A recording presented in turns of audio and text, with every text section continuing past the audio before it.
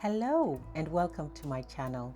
In this video, I'm going to be mostly showing my garlic harvest for this year, but I will also be showing the process from when I planted it until I harvested it.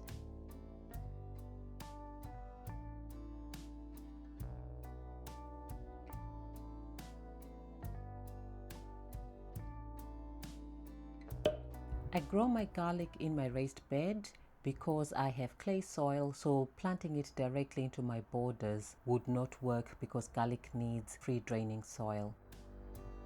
My raised beds also receive the most sun, which is perfect for garlic. And when I'm planting the garlic, I just make sure that I add a lot of compost and then plant it in compost because it does need a nutrient-rich soil.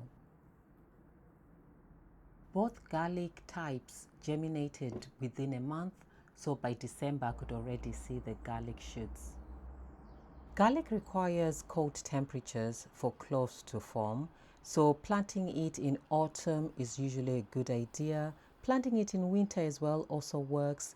I planted mine on the 15th of November, which was autumn, and as I said earlier, it germinated within a month.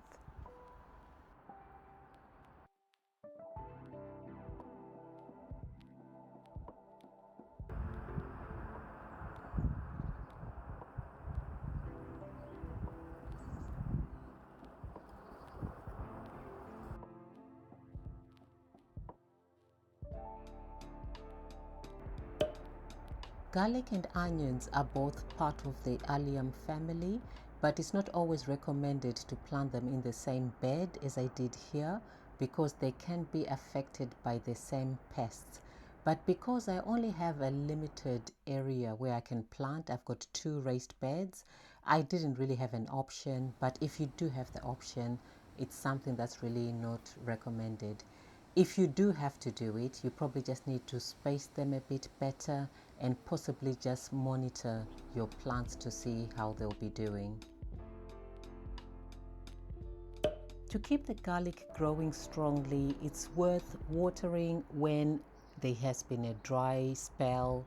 Weeding is also good to stop weeds competing with the garlic, and fertilizing can be good as well, but that's optional.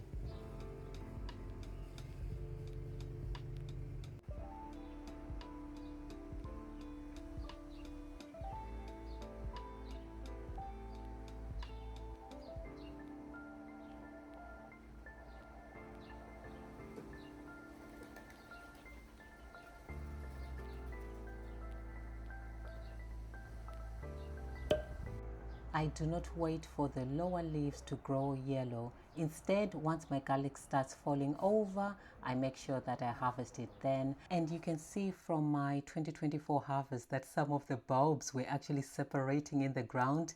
They didn't have any of that wrapper left, yet none of the leaves were actually yellow, which is quite interesting.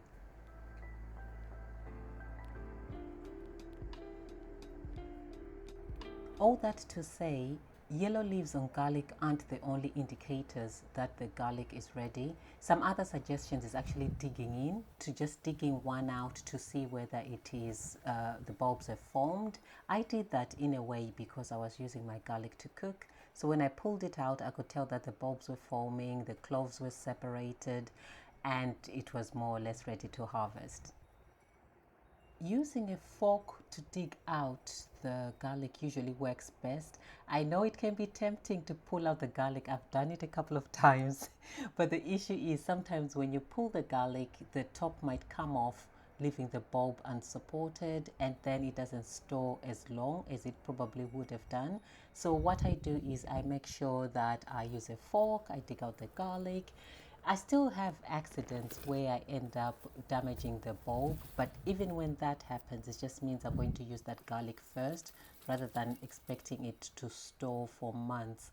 That's another thing with soft neck garlic, because I think compared to hard neck, soft neck is supposed to store much longer than hard neck, though hard neck has the whole flavors going on. I heard it's got a stronger flavor. I usually don't use hard neck garlic anyway, so I don't know much about it, but I did hear that it's got a more whereas soft neck has a subtle flavor, hard neck is quite distinct. So for some dishes, I think hard neck works even better. Size-wise, the bulbs I was harvesting were much smaller than the ones I usually harvest, and there are many reasons and many things that affect the size of the bulbs.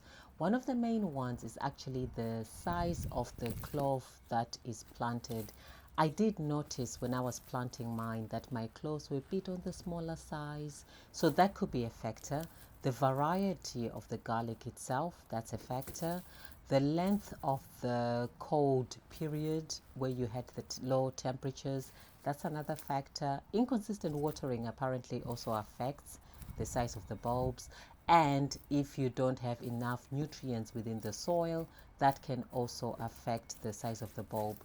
I did say that fertilizing is optional in an earlier part of the video, but again, if you do want those really big bulbs, I think fertilizing is required just to ensure that you keep those nutrients going throughout the growing period.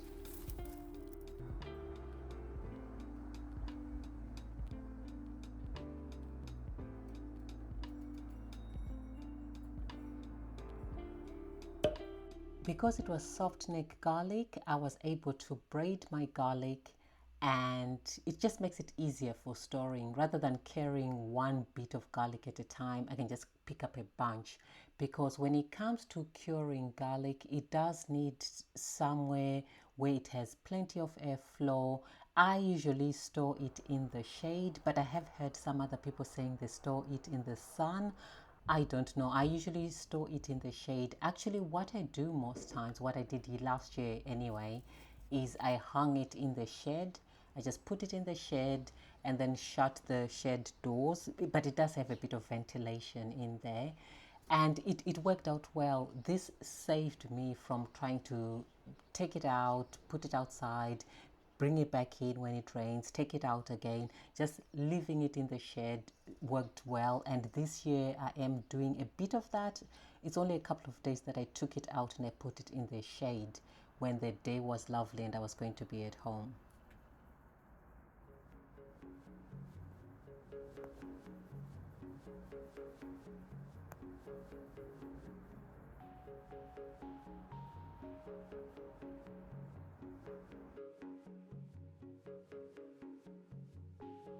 That's my garlic harvest for 2026. I'm really happy with it. I think that's plenty to keep me going. Interestingly enough, I still actually have some garlic from last year. It was soft neck garlic. The only difference is when it started sprouting after about, oh, I cannot remember how many months, but after a certain number of months, it started sprouting. So I went on the internet and then people said you can actually freeze it. So what I ended up doing is I ended up peeling it, blending it, and then putting it in the freezer. And I was taking out little cubes to cook with. And honestly, I didn't see any difference in the taste. It did not make my freezer smell of garlic, which is something I was a bit hesitant about. However, I'm not sure whether the nutrients remain the same. So the benefits of garlic, I'm not sure whether they remain the same after you freeze it like that. So it'll be good to know. If you know, please do let me know in the comments. So anyway, going back to this year's harvest. So what I need to do next is just make sure that it all dries. Once it dries nicely, then I'll cut off the roots, I'll cut off the stems, and then I'll just store it somewhere dry and cool. I usually store it in a drawer in the kitchen. I'll show you a clip from last year. Thank you everyone. Thank you for joining me. Thank you for watching this video. If you have planted garlic before, I do hope you got a good harvest. If you haven't, garlic is one of those things that I would definitely recommend. It is quite straightforward. I think it's one of the more straightforward crops, especially if you have that cold temperature, that period of cold temperature.